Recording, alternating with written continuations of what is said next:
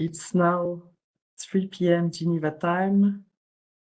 Greetings to all. I think we can now officially launch this event.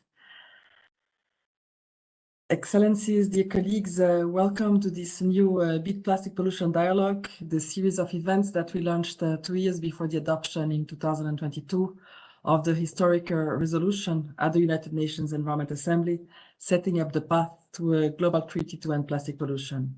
You can see on this slide the list of co-conveners of these dialogues, on behalf of whom we warmly thank you for having joined us this afternoon.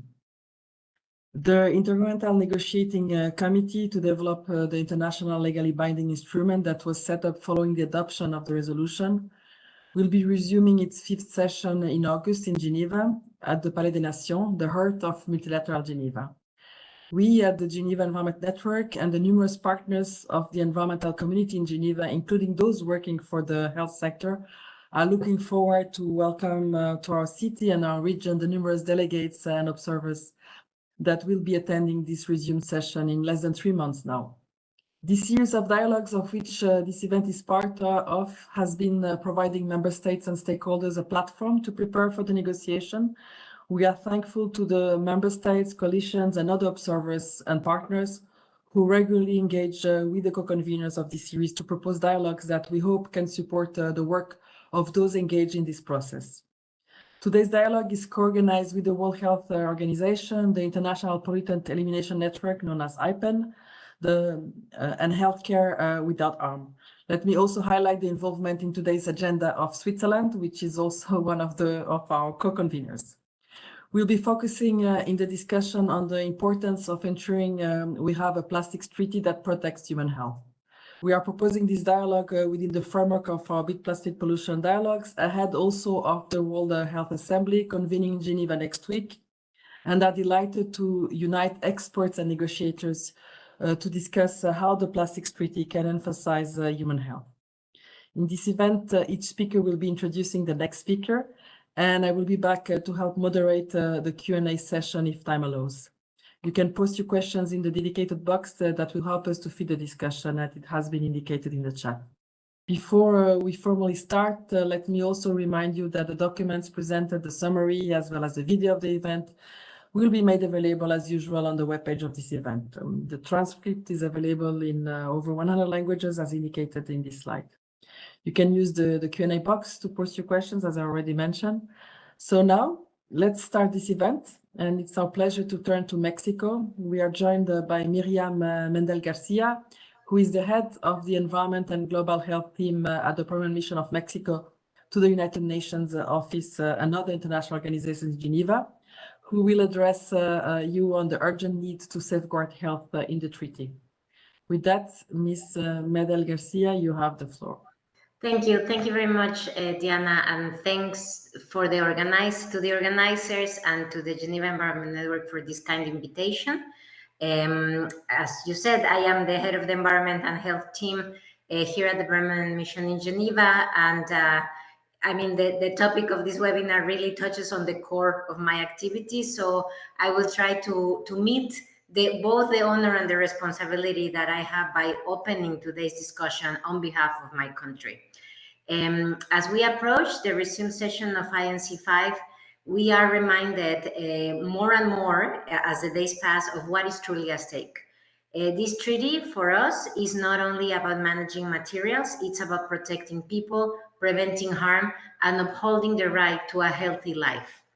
Mexico recognizes the urgent need to address the impacts on human health across the entire life cycle of plastics, from production to disposal. Plastic pollution, as everybody in this panel knows, is not only an environmental issue, it is an emerging and growing threat to global health. According to recent data that my colleagues back in Capital provided me with, plastic pollution accounts for just 0.6% of the global economy, yet the environmental and health costs it generates are growing exponentially. The scientific evidence, is increasingly linking plastics-related chemicals and microplastics to a wide range of adverse health effects, from endocrine disruption to respiratory and developmental harm. And these are not distant risks. In our case, in the case of Mexico, these are already affecting people's lives, especially those in vulnerable and exposed communities. This is why Mexico considers it very urgent that the treaty adopts a public health-based approach firmly aligned with the One Health principle that, by the way, we also promoted in the recently concluded pandemic treaty. This comprehensive framework reminds us that the health of people, animals, and ecosystems is deeply interconnected, and it requires coordinated solutions that integrate prevention, surveillance, and control of both health and environmental risks. Putting human lives above, that's okay, but we need to consider the three parts of the equation. In the context of plastic pollution, One Health provides a solid foundation for articulating meaningful measures. It's a foundation that recognizes that not only the toxic effects of plastics, but also the importance of safeguarding biodiversity, clean environments, and the ecosystem on which our survival depends. Through the negotiation process, I'm sure you have seen my colleagues very active in the negotiation process. We have seen divergent views around the place of the health in the treaty, whether it should be integrated in general provisions, included as a standalone article, or left aside altogether. And if you look at the text right now, at the chair's text, it's probably the least developed and the one that continues to have the two options. So for this, Mexico's position is clear. Health must not be an afterthought. We have consistently called for a dedicated health article that includes several obligations.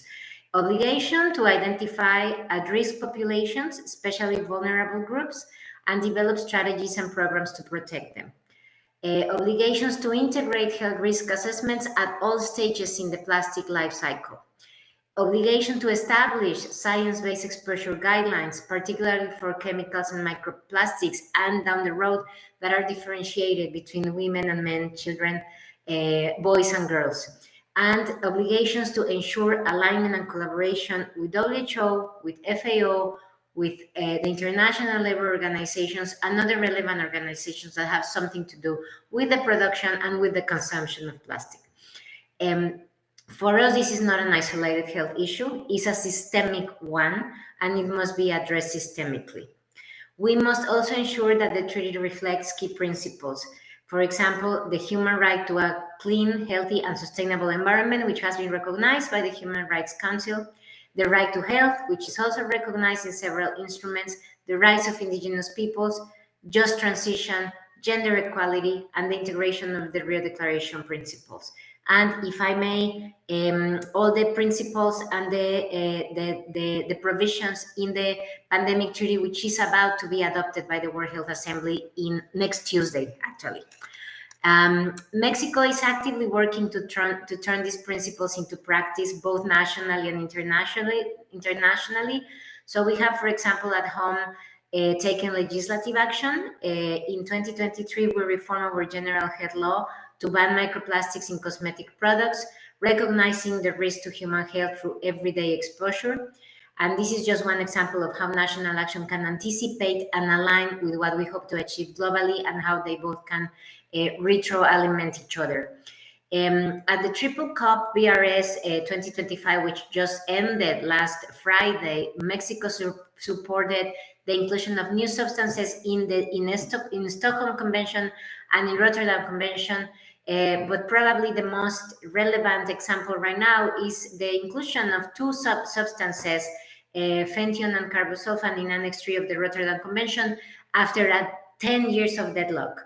This was very encouraging to us because this advancement promotes transparency, precaution in the international trade of hazardous chemicals, and reinforces our commitment to safeguard human health and environment.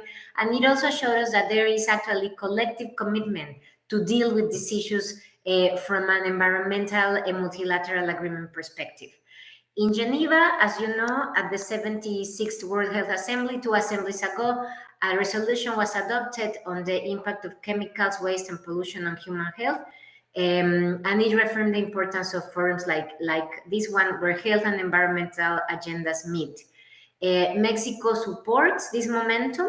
Actually, this is why my post, which is, I mean, it's not recently created, but I joined the mission in September, and it's the first time that Mexico actually integrates the two agenda in one team, because we do see the interlinkages very, very clearly. Mexico has also advocated for close collaboration with the WHO, ILO, and other intergovernmental bodies, as I already mentioned, to ensure coherence amongst the frameworks. We want to avoid duplication, but we want to ensure coherence and synergy. Standards, guidelines, and decisions must be integrated into our work, and specifically in the plastics treaty, and should not be treated as parallel tracks. A coherent and synergistic approach, as I just said, is essential to building effective, science-informed, and people-centered policies, which is what actually we very much want. Looking ahead to INC 5.2, which will take place in August, Mexico continues to support the inclusion of legally binding obligations on chemicals and polymers of concern, Article 3, identified through clear science-based criteria and included in an evolving list. This will allow the treaty to be both ambitious but also adaptive, like the BRS conventions, which are very successful, and it will be guided by the best available knowledge. Finally, just one final message. We believe in diplomacy that is anchored in inclusion and regional cooperation. With GRULAC, with our group, with the Latin American and the Caribbean group, and like-minded partners like Switzerland, we have called for thematic groups to depoliticize the debates and ensure that technical clarity informs our decisions. Science is our best bet, and Mexico is very much convinced and acting in consequence. We need technical clarity to define sustainable levels of plastic production and use, and not leave it vague, as that would entail a danger of indefinition. Before closing, let me emphasize, for us, for Mexico, multilateralism remains our most powerful tool to solve this crisis. No country can face the health and environmental consequences of plastic pollution alone, and only through coordinated, inclusive, and science-based international cooperation, we can build solutions that are fair, legitimate, and lasting. We are not negotiating technicalities. We are negotiating futures. And we should never forget, this treaty is not just about preventing pollution. It is about protecting lives. It is about human lives. It is about particularly those lives that are most vulnerable. The treaty is also about giving meaning to the right to health, which we have recognized. It is about shaping a future in which well-being, equity, and sustainability are non-negotiable values that lead us ahead. Mexico stands ready to work with all of you, with everyone, with all the stakeholders, to achieve a treaty that reflects these priorities, not only in words, but in real, measurable commitments. We are very much on board, and we thank you for the opportunity to participate in this webinar. As we look on how science support is needed, I will now hand over to Laura Vandenberg, representative of the Endocrine Society, to present the latest research on health impacts from plastic-related chemicals. Thank you very much. Thank you, Miriam, and thank you to the organizers for having me.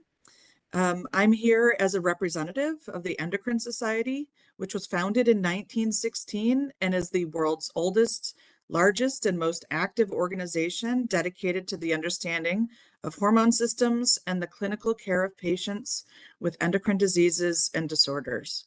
Our membership of nearly 18,000 individuals includes basic scientists, researchers like me, as well as clinicians who are advancing our understanding of the effects of exposures to chemicals that interfere with hormone systems, also known as endocrine disrupting chemicals, or EDCs. Next slide, please.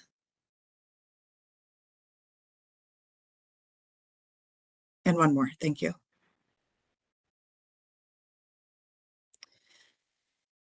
We've now known from several decades of study that humans and wildlife are exposed to chemicals from numerous sources, oftentimes without the understanding of the individuals who are being affected. Can you advance the slide? Today, our focus is on chemicals that are found in plastics. This is just one part of the chemical stew. in which we are exposed to. And of course, some of these chemicals have hormonal activity, which is what makes them endocrine disrupting chemicals. Next slide, please. This is, of course, concerning because at every stage of life, our bodies are dependent on hormones. And as Miriam just described, the concern is about exposures, particularly to vulnerable individuals. That vulnerability can have to do with where we live because we have an increased exposure to certain kinds of chemicals. But vulnerability is also a physiological perspective, a period of development or a period of life in which we have heightened sensitivity to hormone and hormone disruption. Next slide, please. And advance it one more, please. What's really critical is that exposures to endocrine disrupting chemicals can induce permanent alterations in development. That's because hormones play a critical role in the development of the organs of the body. And I love this quote that came from my colleague, Theo Colborn, who said, "From the day of conception until an individual is born or hatched, the development of each stage of life is fully under the control of hormones." And here's where we talk about vulnerability. Changes that happen during development are far less reversible than those occurring in an adult. You can't go back and rewire the brain. Next slide, please. So I'm going to just describe 3 chemicals that have been very well studied in my lab and in many other labs around the world that are found in plastics. The first that's gotten significant attention for the entire time that I've been a research scientist is bisphenol A, or BPA, which is widely used in plastics, mostly consumer grade plastics, but also plastics that are found in our homes, such as in water pipes. Bisphenol A is also found in the linings of food and beverage cans, in medical and sports equipment, the eyeglass lenses that I'm wearing right now, as well as in paper-based products. Next slide, please. What's critical is that BPA leaches out of those materials and exposes people, and there are many, many thousands of studies that have now documented the effects of BPA on human health. We know that BPA affects brain development and behavior. This has been seen in human populations as well as in controlled animal studies. BPA affects reproductive health, including reduced fertility, and effects on both the male and female reproductive system and reproductive functions, as well as increasing the likelihood that individuals will develop certain kinds of endocrine related cancers, including breast, prostate, ovarian, and uterine cancers. Next slide, please. The second set of chemicals, which is really a class of chemicals, are known as phthalates. Phthalates are added to plastics generally to make them more flexible. So we find them in plastic tubing, often used in medical settings, but also in a lot of other settings, like at the back of your refrigerator to deliver water to the spout within the refrigerator. They're found in PVC-based products. And unfortunately, phthalates are not permanently bound to these plastic-based products, which means that they're leaching all the time, even when used as intended.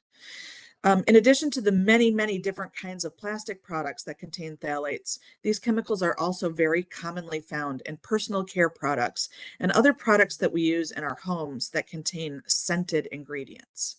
Next slide, please.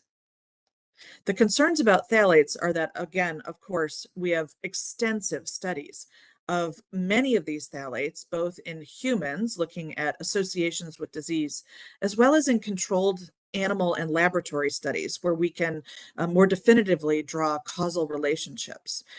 Collectively, these studies indicate that phthalates alter the functions of the endocrine system by directly reducing individuals' abilities to produce the hormones that are needed to support function.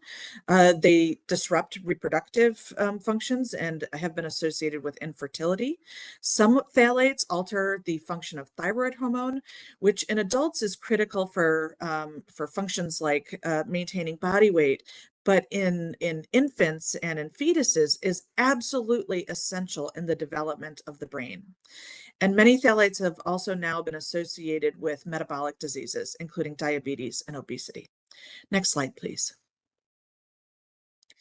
The third chemical, which has not gotten as much attention as the first two, comes from a class of chemicals known as benzophenones. And this one is benzophenone 3, also known as oxybenzone. This is a chemical that's added to products because it helps protect them against UV radiation. And so it's most commonly been described as a chemical used in sunscreen to protect against sun damage to people's skin and to protect against skin cancer. But oxybenzone is widely used in plastics, in epoxy resins, including paints, and in other building materials, because it's used to protect those products also from UV radiation. So, for example, to prevent them from fading in sunlight or to minimize fogging on those materials. Next slide, please. Oxybenzone has been very well studied and has been associated with a lot of health outcomes that are dependent on hormones, including male and female reproductive outcomes, birth outcomes, the thyroid hormone function, and in my own lab, we've seen in controlled laboratory studies effects on the development and function of the mammary gland. Next slide, please. Oxybenzone has gotten a lot of attention also in coastal areas because of the damage that it can do at exceptionally low concentrations on wildlife. In this case, by causing the bleaching of coral. And for this reason, oxybenzone has been banned for use in some regions in sunscreens because tourists were bringing sunscreens into those areas to view the coral and were contributing to the decline of those coral populations. But of course, oxybenzone continues to be used in many, many other products. Next slide, please. So as an endocrinologist, I often hear, but we're all exposed to these chemicals and we're all fine. Can you advance the slide, please? The real story is we're not fine. And as endocrinologists, we've been studying trends in hormone-associated diseases and disorders, which are on the rise, not just in the United States where I live, but also in populations around the globe.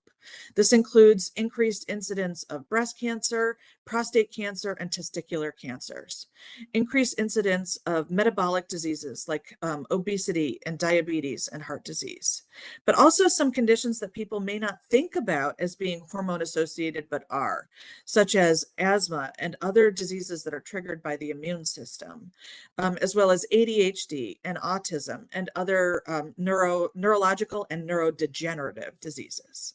Next slide, please. I just want to bring to your attention this, this report, of which I was one of the several authors that contributed. It's considered an authoritative guide on plastics, endocrine disruptors, and health. And it was published as a collaboration between the Endocrine Society and IPEN. This publication was released in 2020. It's now available in multiple languages, including English, French, Spanish, Russian, Czech, and Portuguese, and it's freely available. This expert overview that examines over 20 years of research and includes hundreds of publications that you can rely on as scientific evidence demonstrates that plastics pose a threat to public health because they contain a host of hazardous endocrine disrupting chemicals that leach and contaminate humans and the environment. The report catalogs EDCs in plastics. It synthesizes decades of international research on the health and impact of EDCs in plastics, and it describes the pathways by which individuals, both people and wildlife populations, are contaminated by these chemicals. Next slide, please. All of this is important because there are real-life impacts that have already been seen. And as we increase the production of plastics, we're going to continue to increase human exposures to endocrine disrupting chemicals, so problems will be worse. There is currently no sustainable way of dealing with plastic waste, including the chemicals that are added to these plastics. So prevention is key. Next slide, please. Unfortunately, what we're seeing is a global production of plastics that continues to rise and is predicted to rise into the future. In addition, we know that as we've tried to replace some of the fossil fuel-based sources with bioplastics, that those bioplastics themselves also contain chemical additives that have concerns about how they might leach into the food and beverage or other materials in which they interact. Next slide, please. I want to acknowledge the other authors of this report and welcome you again to download it. I see that someone has kindly added information about this report to the chat. At this time, I'm going to pass the webinar off to a colleague from Switzerland, Andrea Zbinden, who is going to talk about proposals for stronger chemical controls and how they can be incorporated directly into the treaty text. Take it away, Andrea. Thank you very much, Laura, for this valuable insights and information about health impacts of chemicals in plastics. It's a real pleasure to contribute to this important discussion from a government perspective and as Switzerland's INC plastic pollution focal point. As Mexico pointed out, protecting human health from the many adverse impacts of plastics is part of the objective of the Future Plastics Treaty. To achieve this, we need an integrated approach throughout the treaty obligations. And the involvement of the health community is absolutely key. Let me now briefly reflect on one of the core elements that Switzerland believes will contribute concretely to the protection of human health: the need for an effective plastics treaty article on plastic products and chemicals of concern in plastic products. First, there is clear and growing scientific evidence that chemicals of concern in plastic products pose serious health and environmental risks across the full life cycle. If we truly want to protect human health, addressing these chemicals in the plastics treaty is not optional, it is essential. Second, we face a major challenge, and that's the lack of transparency across the plastics value chain. Without global harmonized rules on chemical contents, we will continue to see fragmented approaches. This will make it very difficult for governments and businesses to effectively assess, manage, or limit the health risks. And third, and importantly, this treaty is not about banning all plastics. It's about making the plastics and the plastic products we use every day safer and more sustainable. If designed well, this treaty can support innovation and unlock opportunities for a cleaner, more circular plastics economy. The medical sector also showcased that it is ready to do its part. And we see many positive examples of hospitals around the globe that have been able to reduce their use of plastic products. Building on the Mexico statement delivered on behalf of 94 member states at INC 5, which clearly expressed that the Article 3 on plastic products and chemicals in the instrument text must contain a clear, legally binding obligation to phase out the most harmful plastic products and chemicals of concern therein, and also considering the current chair's text, an informal core group with country representatives from all UN regions, co-led by Mexico and Switzerland. We are continuing the work to further develop a text proposal for Article 3. So what does this mean in practical terms now? Let me highlight some key elements. We see a two-tier approach with a global obligation for all parties and the control measure encouraging national action as an effective way to reduce and eliminate problematic plastic products, including those containing harmful chemicals. At the global level, the treaty should establish an obligation to phase out the most problematic plastic products, including those containing harmful chemicals. These products should be included in a global list and be restricted. As a starting point, the treaty should include the first global list to already restrict specific plastic products and chemicals of concern in plastic products that have been regulated in many countries around the globe, and for which, when relevant, ecological and cost-effective alternatives exist. Such global list will also help reduce regulatory fragmentation, provide clarity for businesses, and most importantly, better protect people, in particular those most exposed. Science also evolves, right? And We see it in the medical field. The adverse impact of plastics on human health is multifaceted. That's why the treaty must also include a mechanism to regularly update the list based on the latest science and developments. While every effort should be made to reach consensus, there also needs to be a possibility for a vote on the decisions to update the list as a last resort. This is to ensure the treaty can respond to new scientific findings and developments. At the same time, it is important to consider national circumstances, and in addition to the global list, each party needs to identify problematic plastic products and chemicals of concern in plastic products within their own national context. This allows country to target products that contribute to plastic pollution or impede circularity in their country. An effective Article 3 can further provide flexibility and allow for time-bound exemptions or set phase-out dates to allow more time for implementation. This way, the treaty can ensure globally harmonized rules while considering national circumstances. And just let me say that an effective Article 3 will not only protect human health and the environment from plastic pollution, but also enhance a circular plastics economy.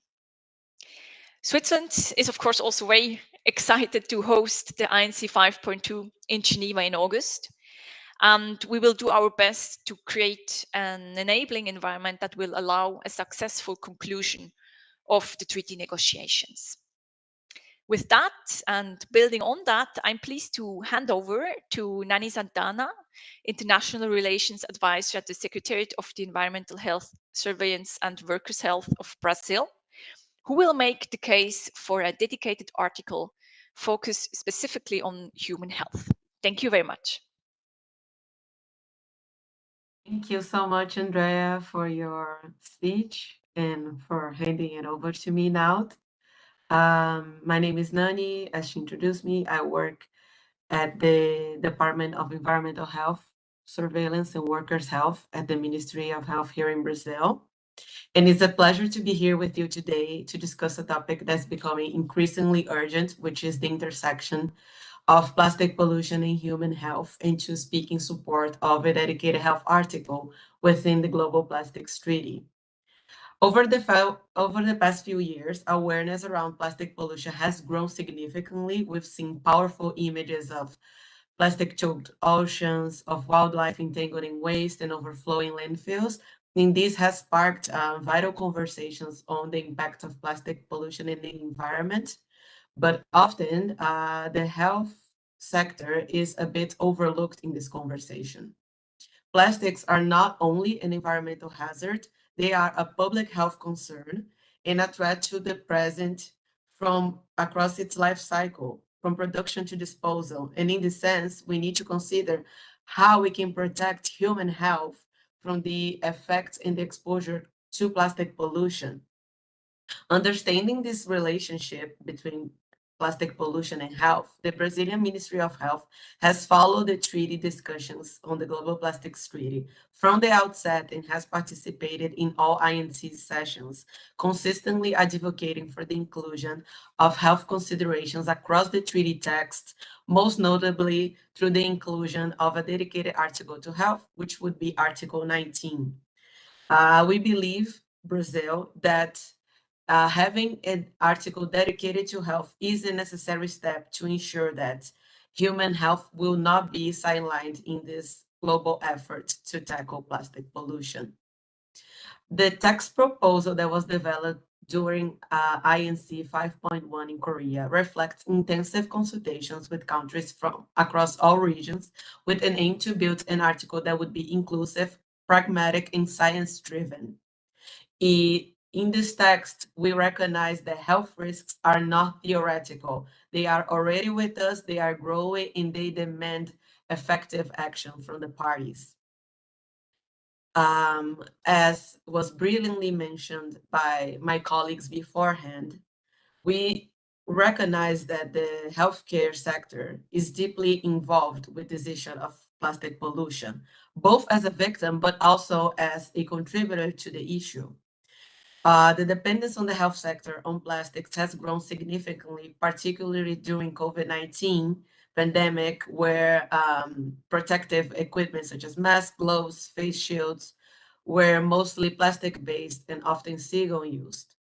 We know that people are regularly exposed to plastics directly through medical products such as IV bags, tubing, food packaging, even children's toys, but also indirectly through microplastics in the air that we breathe, the water that we drink, in the food. And although scientists are studying the full spectrum of health effects, we already have strong evidence about its risks, as exposed by Ms. Vandenberg before me. We know that chemicals commonly found in plastics are linked to serious health issues, and that these are not just speculation. These links are very well documented, deeply concerned, and they demand coordinated action from policymakers to tackle this issue. And in this sense, Brazil recognizes that the Global Plastics Treaty can facilitate this action, particularly with an effective Article 19. In this scenario, where we know that plastic pollution is very problematic for human health, we need to acknowledge that plastic pollution does not affect everyone equally. We know that vulnerable communities, low-income communities, waste pickers, children, marginalized groups often face highest levels of exposure with fewest tools to protect themselves. For instance, here in Brazil, we have a large community of waste pickers who perform a critical role in recycling systems, and they are often in daily contact with plastic waste. They may inhale toxic fumes from burning plastics, handle contaminated materials, and often lack access to protective gear. Marginalized communities are also most likely to live near landfills, incinerators, where exposure to pollutants is constant. Addressing plastic pollution then is not just an environmental and a scientific issue, it's also a matter of health equity. And in this sense, this is where the role of Article 19 can be very important, because it can turn science evidence into policy, into practice. Brazil's proposal for Article 19, as discussed during INC 5.1, seeks to promote strategies grounded in the best available science to strengthen institutional capacities to identify potential risks regarding exposure, and to protect human health from the impact of plastic pollution.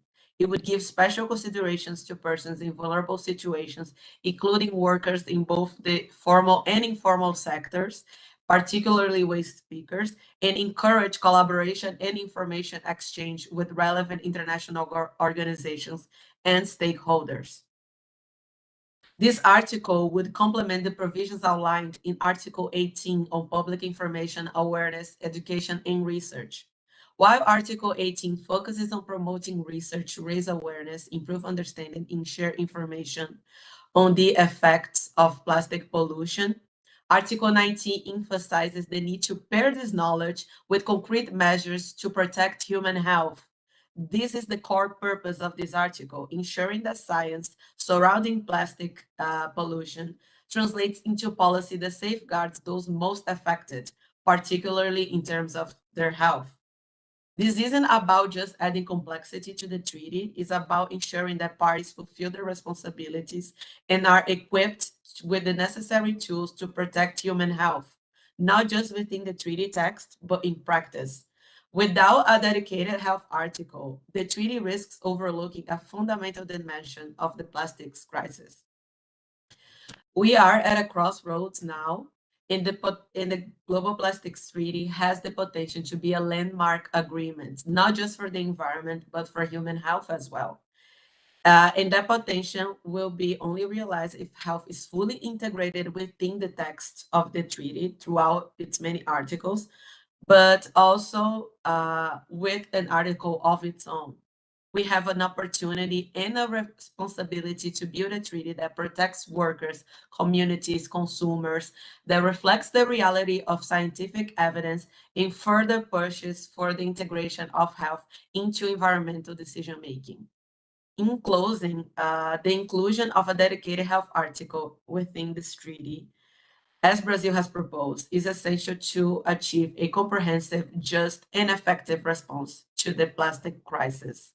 To ensure that health remains at the forefront of our efforts, not just in words, but also in actions, recognizing that the brunt of the impact is also felt within the health sector. And to expand on this topic from multiple perspectives, I'm honored to pass the floor to our multi-stakeholder panel, beginning with Vitor Busanti from the International Pollutants Elimination Network.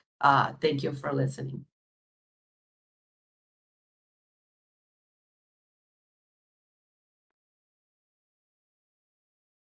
Thanks a lot, Nani, and good morning, good afternoon, and good evening to everyone. I'm honored to join today this panel on behalf of the International Pollutants Elimination Network, IPEN, which is a global coalition of NGOs, of over 600 NGOs from over 130 countries. Today, after these initial thoughts from governments and scientific experts, I want to share a bit of reflections on the details of the chair text and share some recommendations on how really we can improve the protection of health through controls in the Plastics Treaty.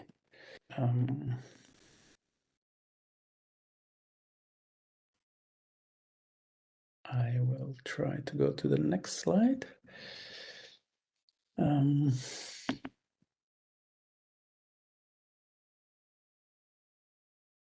Okay, so here we go.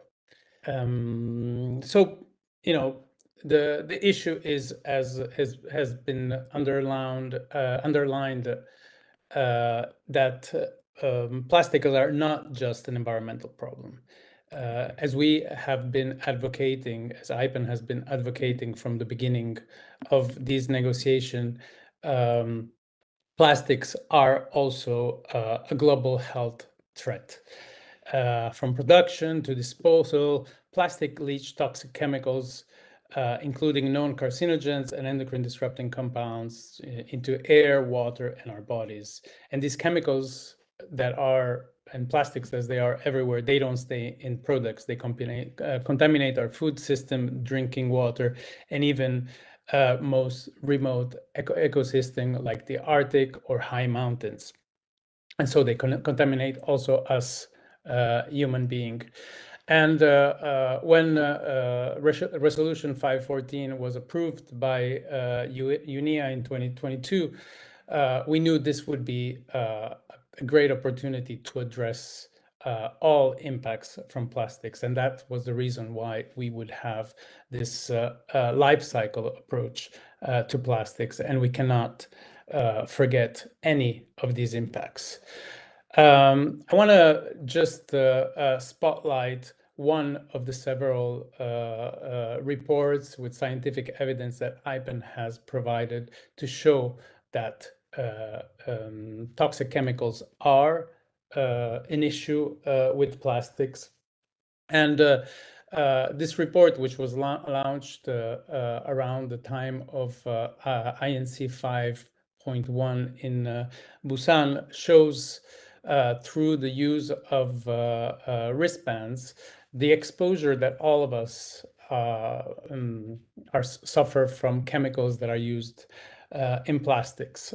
So in the studies, my colleagues have provided wristbands to 30 participants, workers in the waste sector in Thailand, and also to people that work with institutions. So people that work office jobs, that are delegates in the INC. And we saw that through the study basically everybody is contaminated, has their body contaminated by chemicals that are present in plastics.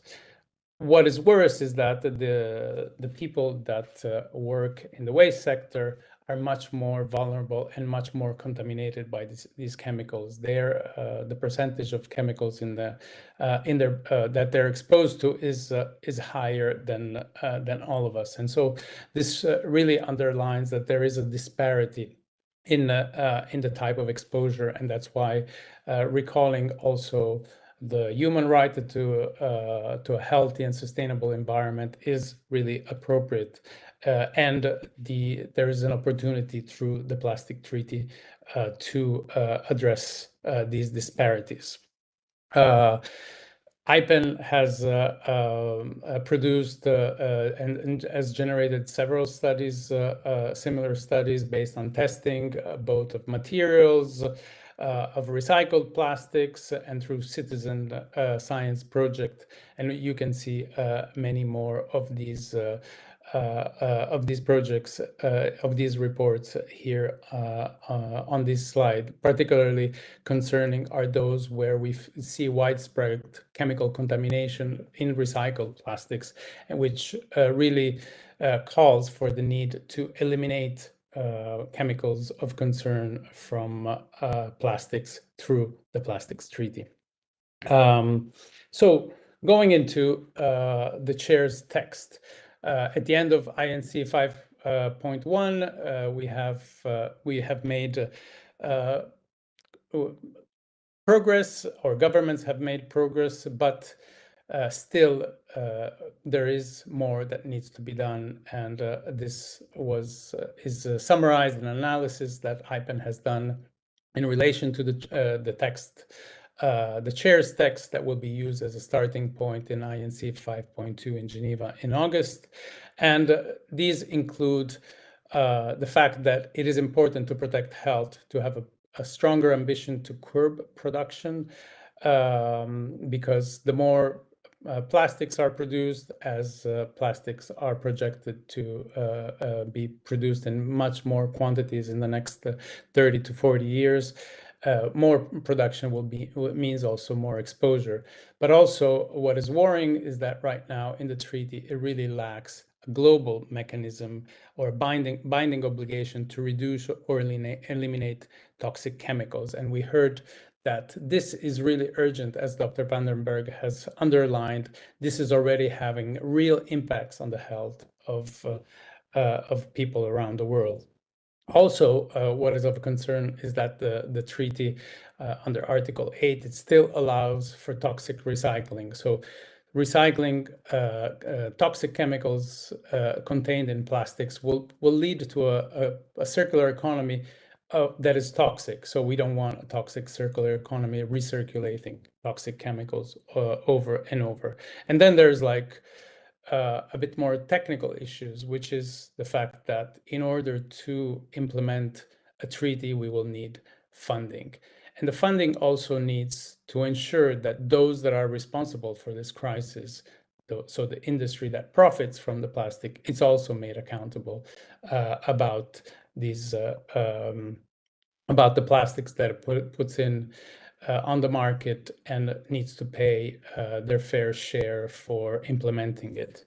And finally, as it was underlined by the representative from Switzerland, we need an effective decision-making process. We cannot continue to work on the basis of consensus when there are strong disagreements, but decisions should be also based on sound science, and that means that also a majority vote needs to be implemented in the treaty.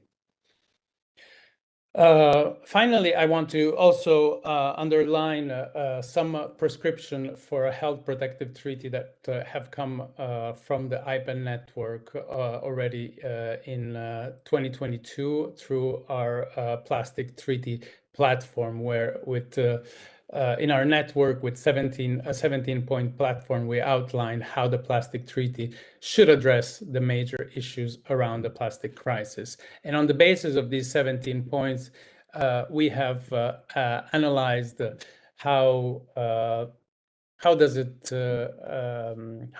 treaty as it looks right now, how does it compare? Well, we don't get any good marks for this draft of the treaty, but there is a need for improvement, as I said, and so some of these are really important. One is that we need to keep the health objective in the treaty, but also underline in the objective the need for a life cycle approach in implementing the plastic treaty. Two, the fact that we need to systematically ban toxic chemicals and toxic recycling through the plastic treaty, which means also having a science review committee and ensure that independent science is included in these review mechanism. But also, we need to go into some more details. We have seen consistently throughout the year that whenever a chemical is finally banned, it gets substituted by a chemical that is less regulated, but it has similar impacts.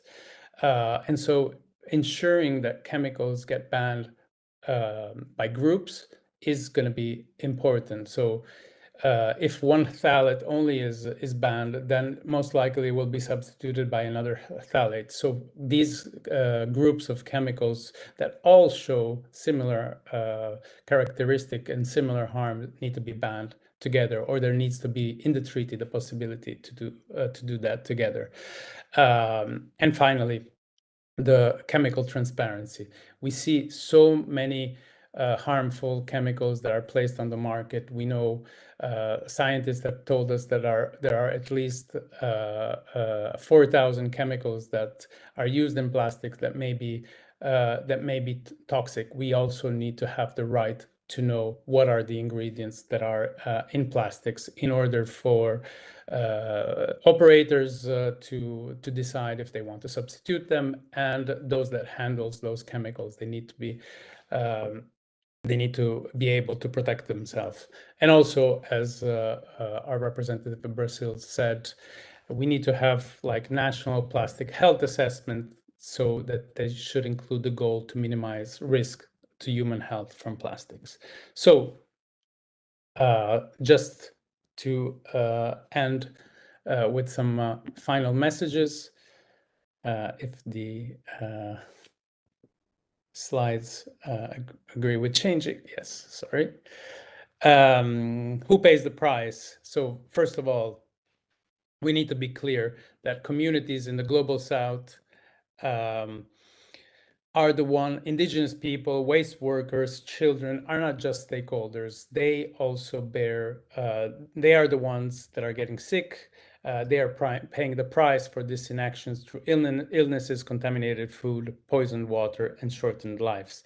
And also, I want to underline that this treaty cannot be a tool for enforcing the status quo. Such as like making it only a tool for waste management, but we really need to change the plastic economy. And we hear a lot about circular economy. We cannot allow to circulate toxic chemicals and recycle them over and over. That will make this treaty maybe a tool to make things even worse. And so it is an imperative right now that through Article 3, we create a mechanism for banning toxic chemicals, and that we detoxify finally plastics. Business as usual is not an option. Thank you very much. And now I give back to hear another authoritative voice on global health. And to add it to this conversation, I am very much pleased to hand over to my colleague from the World Health Organization, Dr. Megha Ratti. Thank you very much. Thanks, Vito, and all the colleagues for excellent presentations, and the JET network to organize this webinar. And good morning, good afternoon, good evening to colleagues from wherever you're joining in. Basically, I will just provide you a perspective from WHO's side. Can I have the slides, please? So I'm Dr. Megha Rathi, a technical officer in the Department of Environment, Climate Change and Health at the World Health Organization. I'm here representing my team, who have been working on the plastics treaty over the 2 years to provide a WHO's position on prioritizing health across the plastics life cycle. In the next slide, you'll see there are 3 guiding principles for integrating health in the plastics treaty that WHO has been propagating. So basically, so these are the 3 guiding principles. So the very first being pursuit to the highest attainable standards of human and environmental health. This needs to be integrated as a core objective of the treaty. We see that health in all policies is really important, and it has to be integrated within any environmental and health treaty that's going forward. The second one is the plastic pollution. So we talk about plastic pollution across the life cycle of the plastics, as my previous speakers have really highlighted, that we're not looking at a treaty which is only focusing on waste management, but it's looking at the entire plastic pollution across the life cycle. It includes the chemicals of concern, it includes the micro nanoparticles that are generated, the air pollution, and across, so that's really important that we include those aspects. And third, I would like to highlight is the health sector per se, to ensure that we have safe and effective health products that are of good quality, affordable, and accessible to the people that really need them. And all of these, guiding principles have then really come to the core WHO objectives that, we have here is to protect human health and the environment from the harmful effects of plastics and strengthening through the plastics treaty. Of course, as WHO, we've been having various dialogues with our member states on strengthening the health component of the plastics treaty. We have various submissions that we've done in the previous INCs, created many information papers, and also had many information sessions on these. And as highlighted earlier, we have the World Health Assembly that's coming up next week, where we have a couple of side events that are planned around plastics treaty and health. So essentially, yes, the goal is to have a health protective treaty. In the following slides, I'll just elaborate on each of the guiding principles. Can I have the next slide? Yeah, so on pursuing the highest standard of health and environment, the World Health Assembly passed a resolution in about 2 years ago, and all the representatives from the 194 member states, through the resolution on chemicals, waste, and pollution, voiced their concern that the production, consumption, disposal of plastic products, including microplastics and related chemicals, which are released into the environment, may potentially impact the human, planet, and animal health. So there's this concern that is recognized that which is the health and environment are interconnected, and they really need to be reflected, which again, is through the existing work that we have on One Health, that it addresses all the 3 components, and then also the climate change.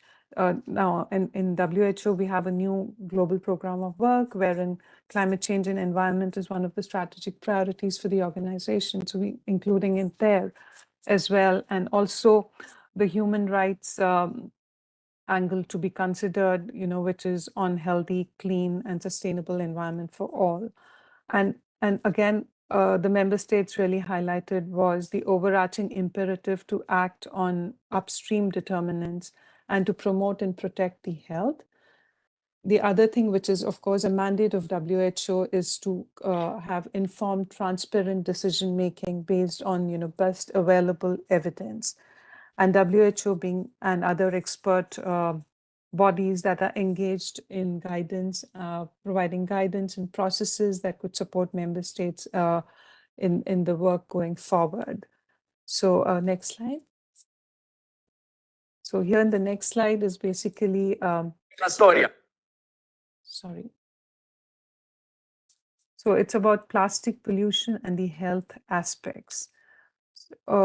we heard it before, but it's really important to highlight that plastic pollution contributes negatively to the triple planetary crisis of climate change, biodiversity loss, and pollution, all of which pose serious concerns to human health, such as greenhouse gases are emitted during the production, transportation, and disposal of the plastics. It could be, and then also disposal through incineration that happens very often. And there's a lot of more, scientific research and evidence that documents that potential adverse impacts on human health at every stage of the plastic life cycle adversely impacts the vulnerable communities. Certainly the communities that are, they're vulnerable situation and they're disproportionately exposed to human health.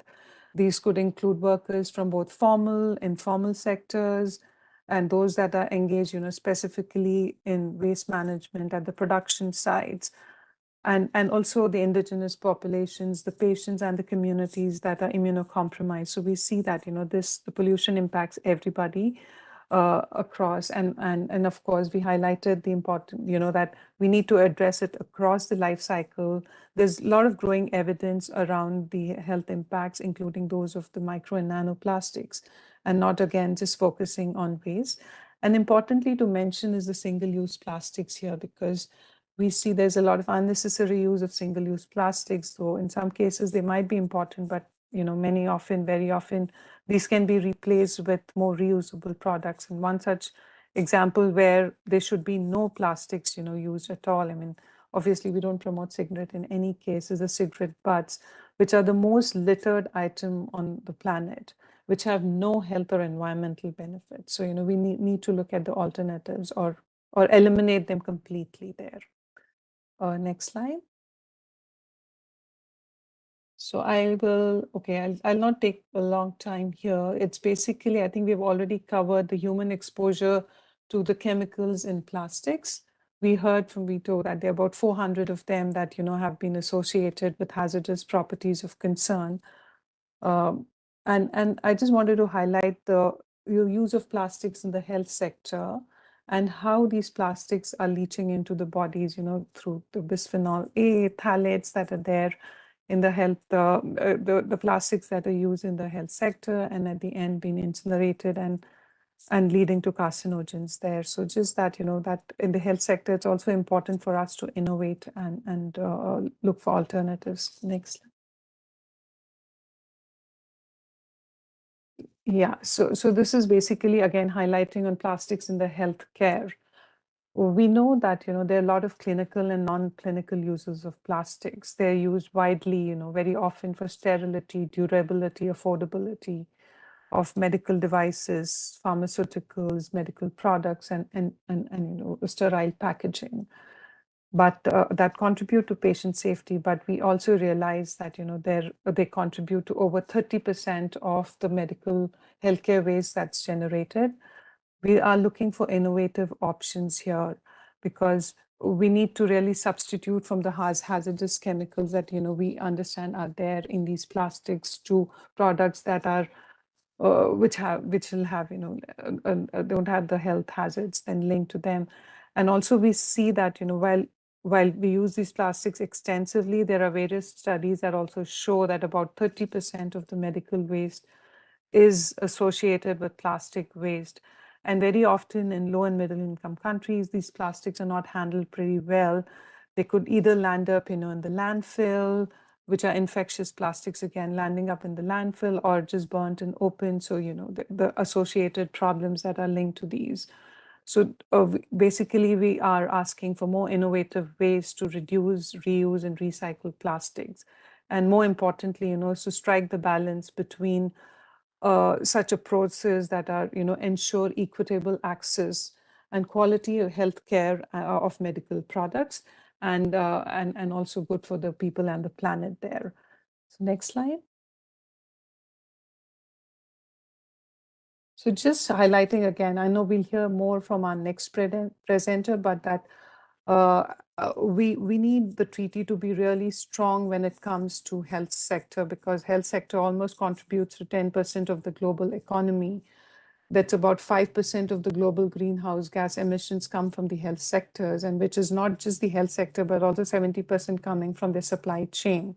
So it's important that we address health sector, and it has its own place in the treaty. There should be no exemption, to the health sector, and the health really needs to innovate when it comes to alternative options there. So definitely there have to be no general exemptions around this. So in the next slides, I'll give you some examples of how the health sector has been contributing.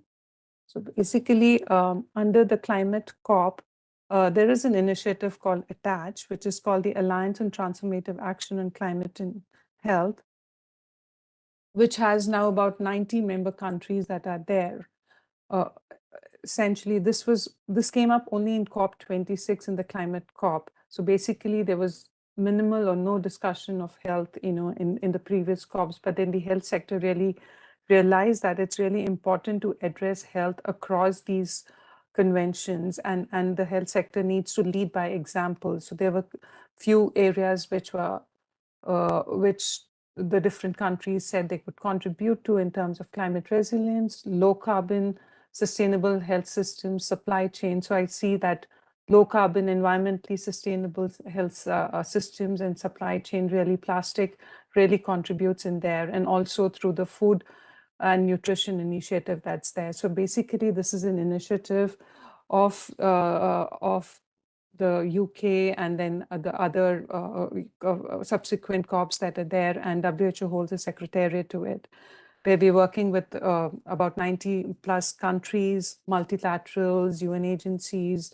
NGOs, and also including some philanthropies and academia, research, and business associations there to really advance this issue, which is, of course, a little broader than plastics, but includes plastic in the discussion. So it's actually including plastics in all the discussions that we have going forward.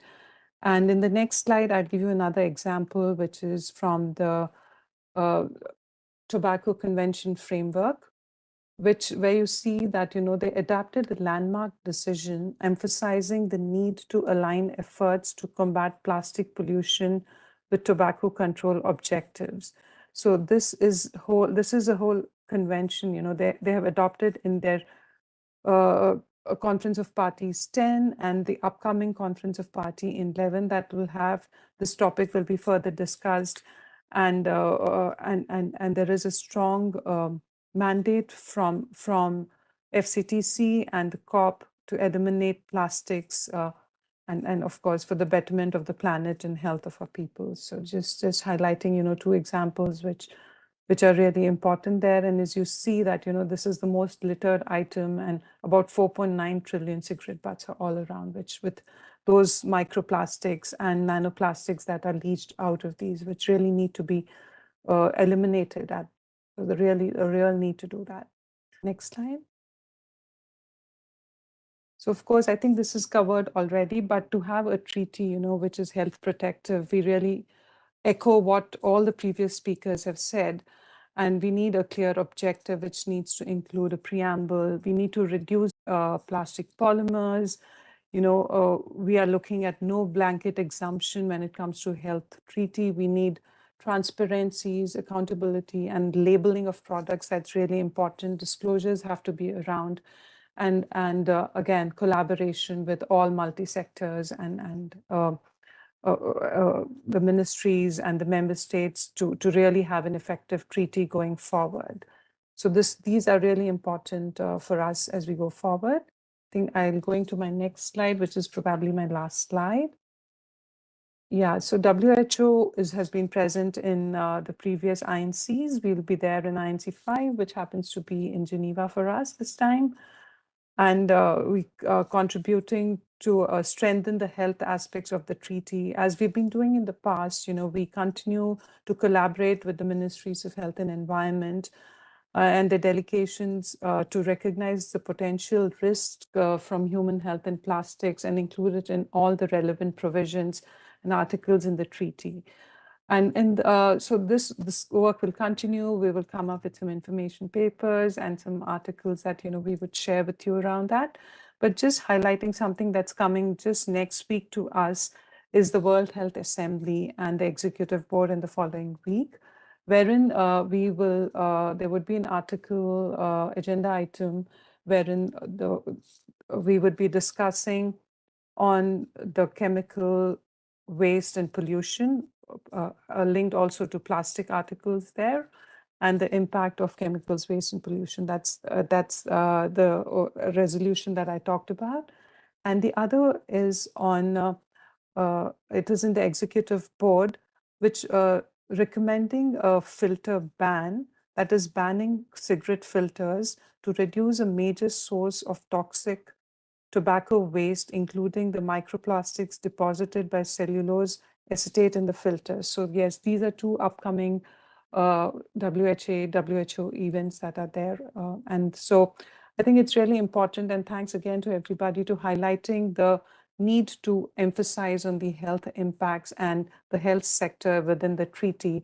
So to talk more, I would just hand this over to our colleague Rico from Healthcare Without Harm, who will now talk more about, the healthcare community and how they're working towards strengthening the treaty. So over to you, Rico.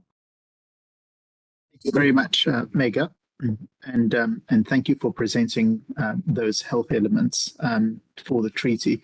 My name is Rico Euripido. I'm representing Healthcare Without Harm globally, and we as Healthcare Without Harm work to transform the healthcare sector. And I'd first like to acknowledge all of my colleagues at Healthcare Without Harm and our global healthcare community and members who have also contributed to this excellent resource. Could we have the next slide, please? We know that hospitals around the world, and the next slide, please, around the world, and in particular in Africa, in my region, and the global south, have not escaped this large increased use of plastics in healthcare. And we as Healthcare Without Harm conducted a series of audits in Africa and also Southeast Asia over the last few years. And in these audits, most of these hospitals were reporting that about 50% of their waste was plastic. And the numbers vary according to the department and the region and the hospital. But the key take-home message is that a high percentage of this plastic waste is non-essential, and it includes food service and also packaging waste. Next slide, please. Now, while plastics have emerged,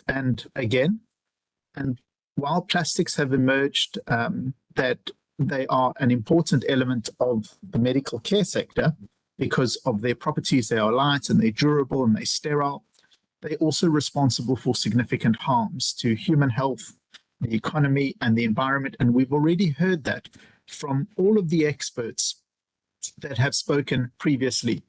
And I want to emphasize this really strongly. Because of this, we can have no blanket exemptions for healthcare. And INC delegates must think very carefully about a global treaty that is ambitious, that addresses the pollution problem, but does not exempt the healthcare sector, and that health must be at the heart of this treaty. While we do want special consideration for the healthcare sector, a blanket exemption would be counterintuitive. It would stall momentum away from single-use plastic. It would stall momentum from moving away from toxic plastic. It will hinder innovation, and it will impede the adoption of safer and more sustainable alternatives. Next slide, please. And this is the big worry for us. The global medical plastics market is projected to increase from $26 to $41 billion in the next 5 years. That's a 10% compound annual growth rate. And this explosive growth is driven primarily by the demand for single-use medical plastic devices. And PVC, which is one of the most problematic of those plastics that are used in healthcare, is still the most widely used plastic in healthcare.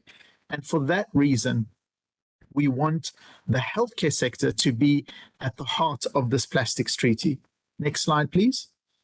Now, while healthcare contributes to this problem, it can also lead in the solution to the problem. And we are already seeing the healthcare sector that accounts for nearly 10% of the global economy to drive sustainable practices through market transformation.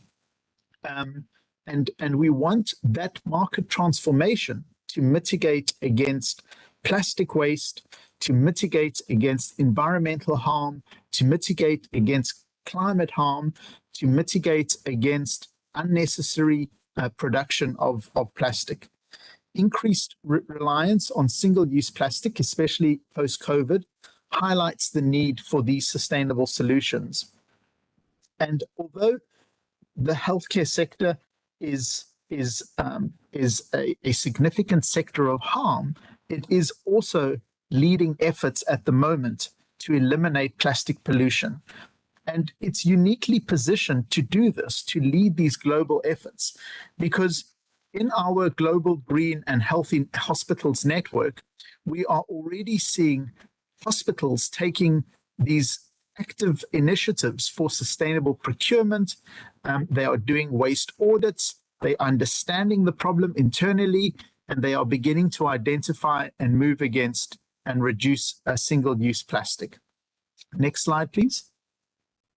We've heard that from governments in the previous INCs that the healthcare sector should be exempted from the treaty. And in response to this, Healthcare Without Harm and our partners is leading a campaign to challenge this idea. And what we did is we circulated a global sign-on letter from health professionals calling for delegates not only to craft a strong treaty that does not include a blanket exemption from the health sector, but also that the letter encourages a continued use of and sustainable use of plastic. It calls for a human rights approach. It calls for limits in production of plastics. It calls for a prioritization of detoxification. It calls for transparency and traceability of harmful chemicals in plastics so that we know where they are and we know where they end up so that they don't get recycled into a toxic circularity. And we also know that the letter is signed on at the moment by more than 18 million health professionals globally from 88 countries. And we are now recirculating this letter, and already we are garnering additional organizational sign-ons. So the healthcare sector and health professionals within the healthcare sector who are a trusted voice, more trusted by any other voice in society, agree with us that a plastics treaty must contain all of these elements. Next, and the final slide, please. So this is a critical moment. These are all an example of all the signatories. And the final slide, please. So this is a critical moment for health professionals. If you want to be part of this global call, if you are a health professional and you are participating, if you scan the QR code, you can also sign on to this letter. You are ideally positioned as a sustainability champion. You are an opinion leader in your community, and you are a trusted voice in your community. And we need to send a very strong message to delegates that the healthcare sector is ideally placed for transformation, but also should not be exempt. And with that, I would like to hand back to Vito and Diana. Hopefully I've gained us a couple of minutes so that we can have an interactive session at the end of this webinar. Thank you. Thank you very much, Rico, and thank you actually to all our panelists for the clear messages that were shared. I will start with the most popular question, the most asked is about where can we find the resources that were shared. So the video, the presentations, and the speaking points of our panelists will be available on the webpage of the event, and I will kindly ask my colleague Claudia to share again the link to the page in case you have missed it, including also, you have seen that the colleagues have been sharing various links, including the link to the letter that Rico has just mentioned.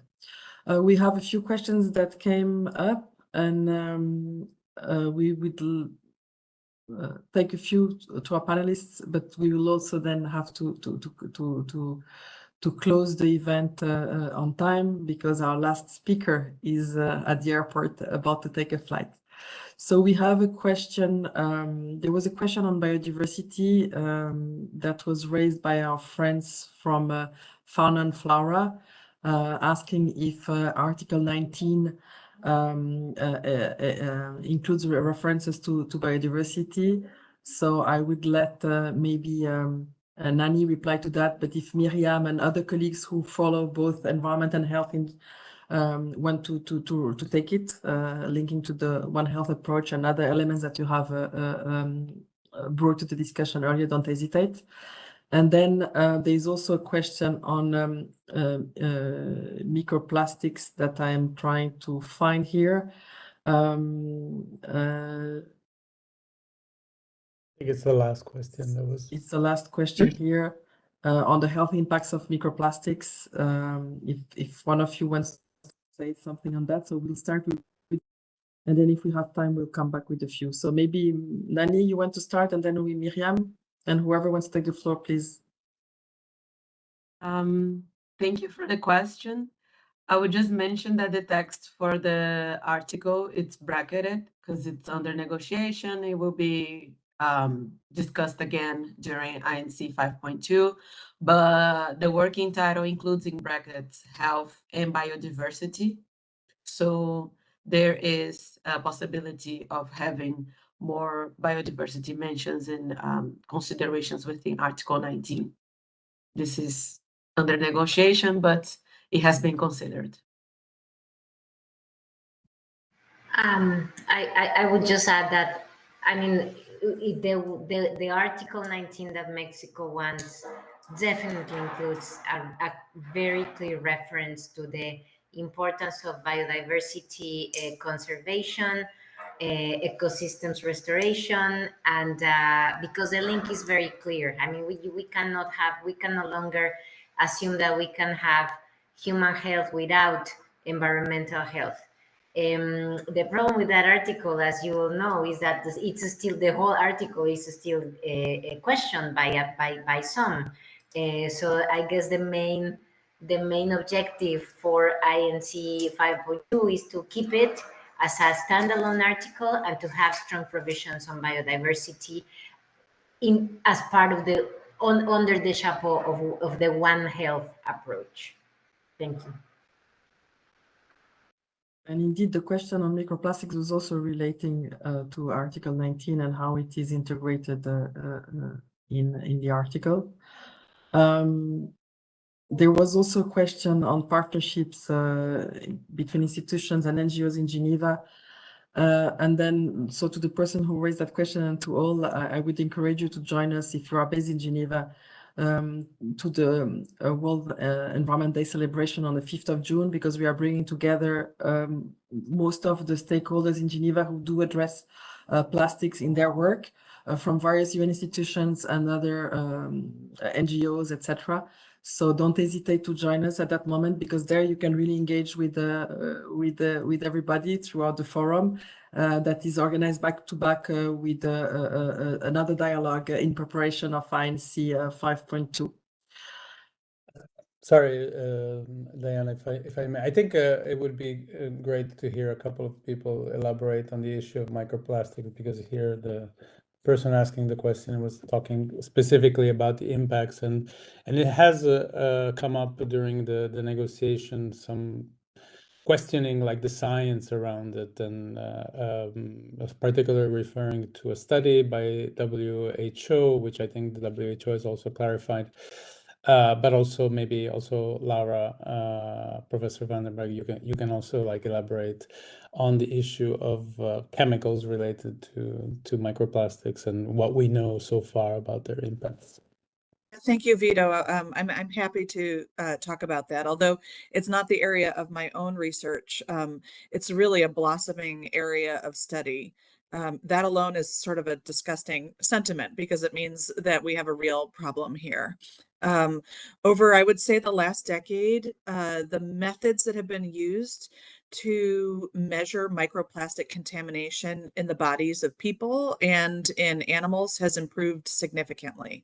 And that answers the first of many questions, which is this a serious enough problem to be worried about?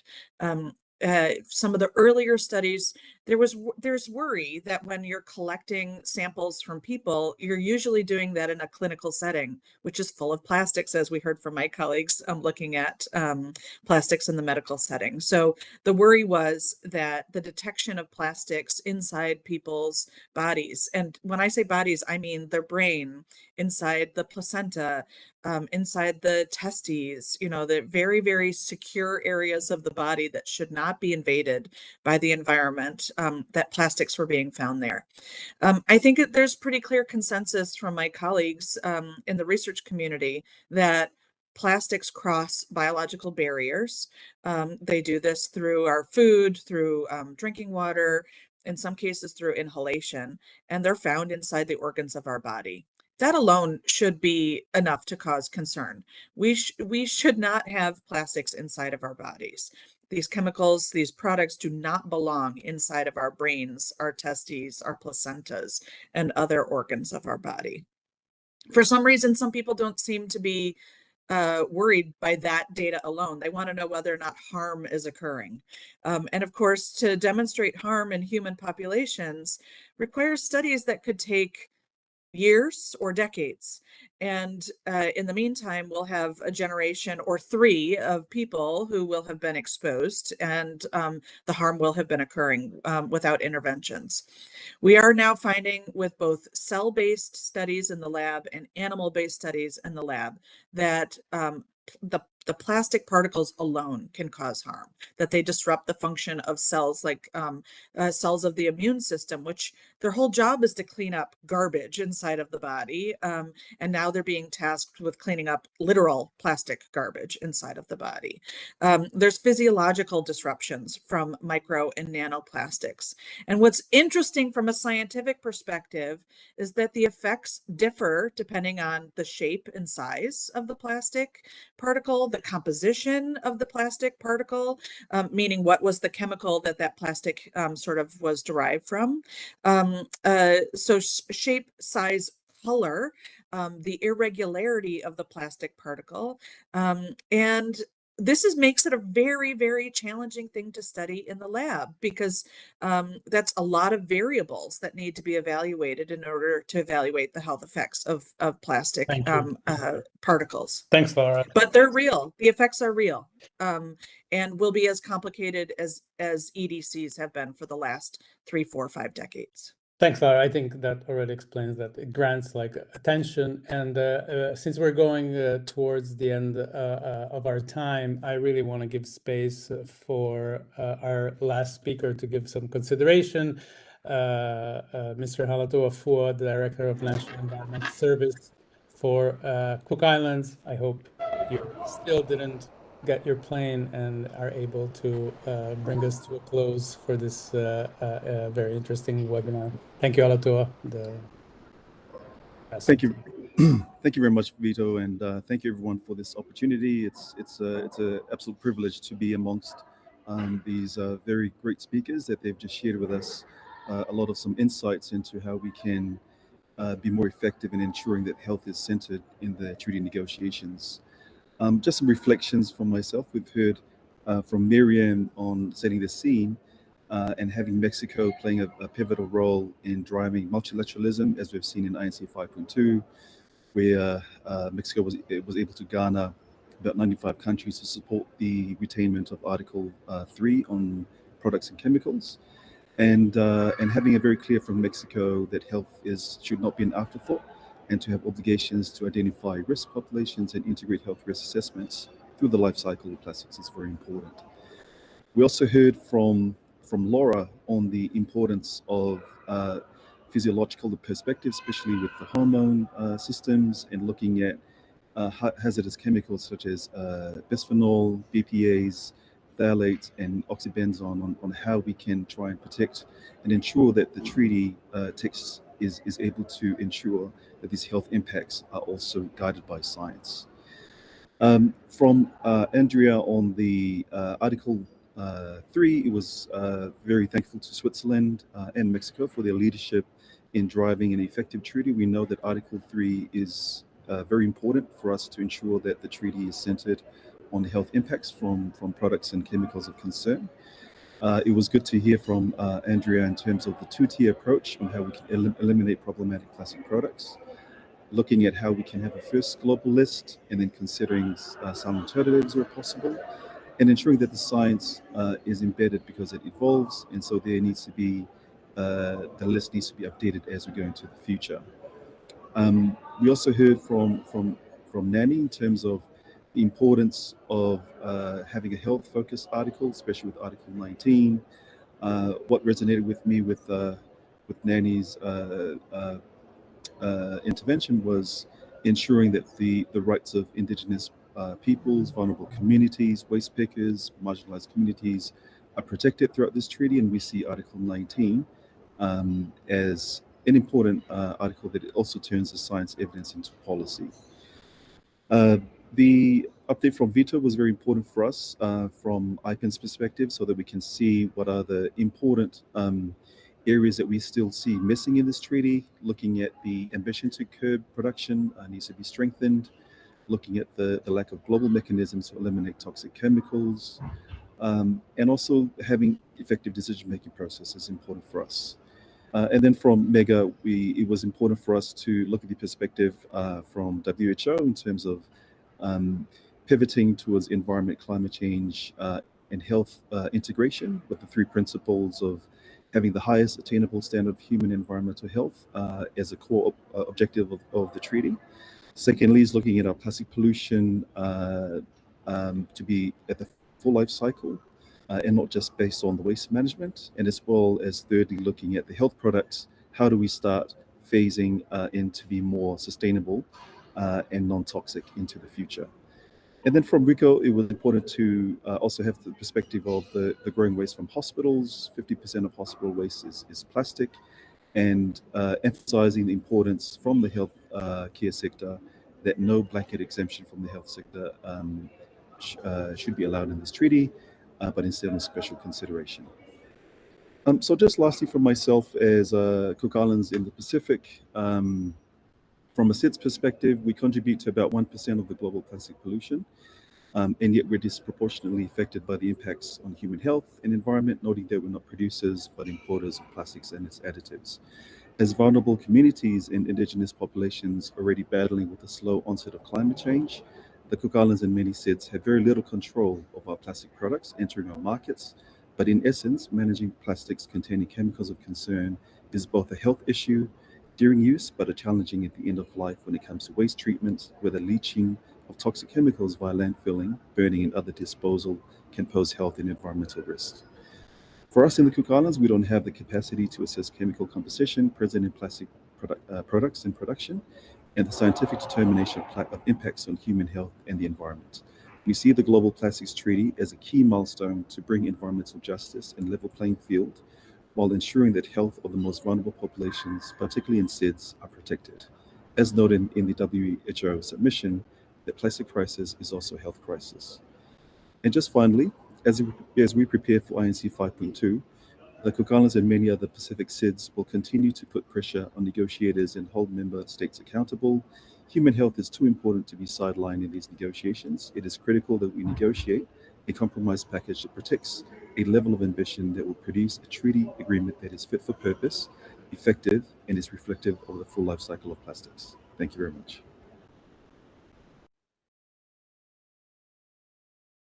Thank you very much, Mr. Fua, and we wish you a safe trip back to the Cook Islands.